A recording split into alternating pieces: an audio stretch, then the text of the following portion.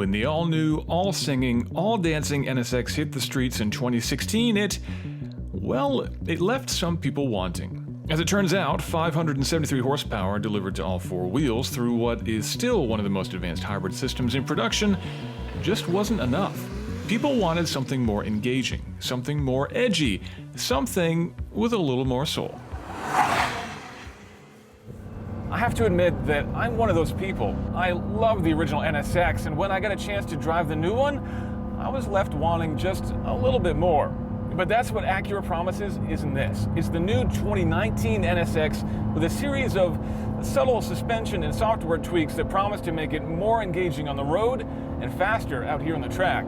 So let's hit the road, and then we'll come back to the track and see if this thing can change my mind. First, though, let's you and I run through the changes in the new car, which in many respects looks just like the old one. Only eagle-eyed NSX fans will spot the revised grille garnish on the nose, now painted to match the rest of the car. It's a subtle but welcome change from the previous chrome unibrow, while the $5,000 optional carbon fiber rear splitter on our car here adds a strong sense of purpose to the occasion. And the other changes? Well, they're even more subtle, and most focus around the new tires, believe it or not. Continental SportContact 6 rubber offers more grip, and so the car's suspension was refined to take advantage of it, including stiffer roll bars and the like. Other aspects of the drivetrain are unchanged, but software modifications and all those other changes are said to offer greater feel and a 2-second improvement in lap times around the epic Suzuka Grand Prix circuit in Japan.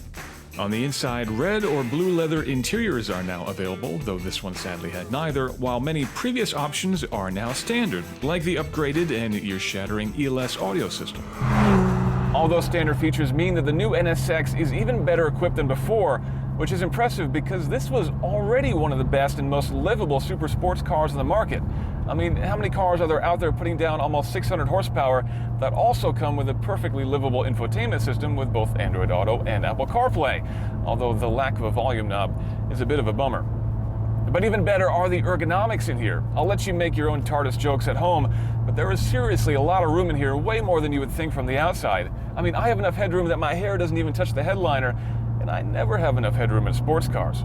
The seats are low and you have a nice racy feel to them, but they're comfortable enough that I feel I could be in here for hours without having any back pain. And then there's my favorite part, which is the steering wheel.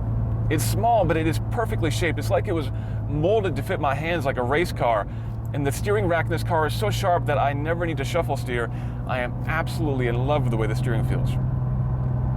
Steering is just one of the many parameters that this car will adjust as you toggle through various dynamic modes, going from quiet, which relies on the hybrid system to make this car as quiet as possible, up to sport, and then sport plus, and then track mode, which we'll get into a little bit later. Everything from the suspension to the throttle response, the steering, the braking even, all gets dynamically adapted based on what mode you're in. But if there's one big missing piece, something that the NSX desperately needs, it's the ability to create a custom mode. I still can't, for example, have comfortable steering and comfortable suspension, but full-on throttle response if I want it, or my personal favorite mode, which is racy everything but a quiet exhaust, which is what you need for those late night runs without waking up the neighbors. You still can't get a custom mode in the NSX, and that's pretty disappointing.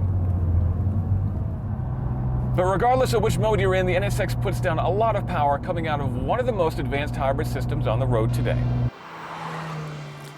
So there are no changes to the hardware of the drivetrain itself, but given that complicated nature of everything tucked in here, let's run through it all one more time.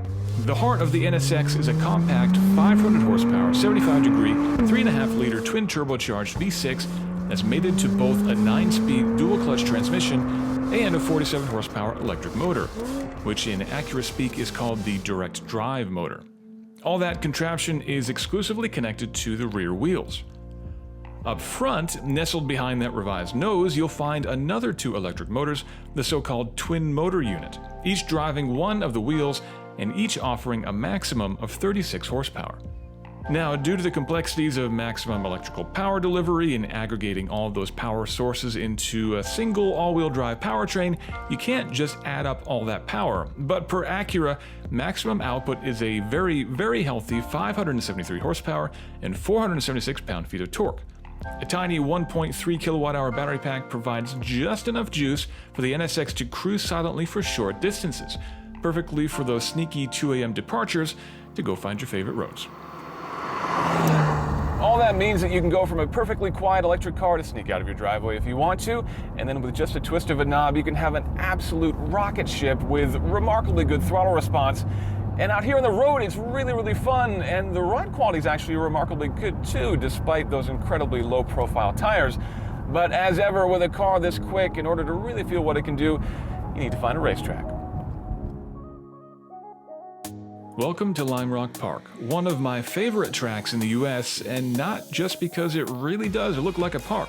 Its short and sweet nature belies its tricky character, with a fast, sweeping downhill turn that leads racers either onto the crucial front straight or straight into the wall. It's a beautiful place, and a beautiful place for an afternoon of hot laps. All right, let's start with the launch control. Foot on the floor for the brake, foot on the gas, launch mode ready.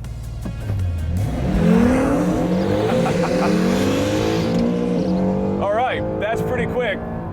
That's 0 to 60 in just 2.9 seconds, which is as fast as a Porsche 911 Turbo S. And that's really fast indeed. But what's interesting about the NSX is it actually feels a little bit more subtle than the Porsche. It's a little bit less of a kick in the pants and more of a gentle and then really, really fast getaway. And that really speaks to the subtlety of this drivetrain. Despite having all those motors and all those disparate systems working together, they all work so incredibly well that you never know the difference. You never feel the electric motor handing over to the gasoline engine. It's all just an incredible shove at any speed, at any RPM. The electric motor at the back is primarily for torque fill, basically making up for any turbo lag. And that means when you put your right foot to the floor, it just goes.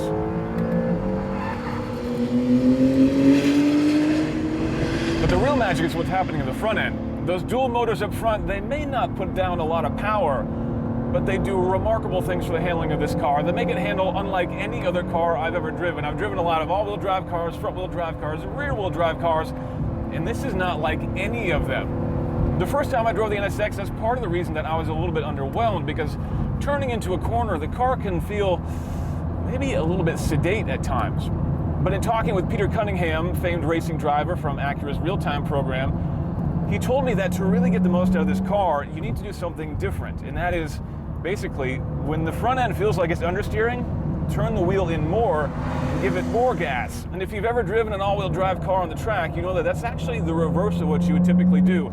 Usually when you start to lose the front, you unwind the wheel and lift off the gas to get a little bit more grip. But with the NSX, you just turn in harder, you put your foot down, and those electric motors at the front, they just figure it out.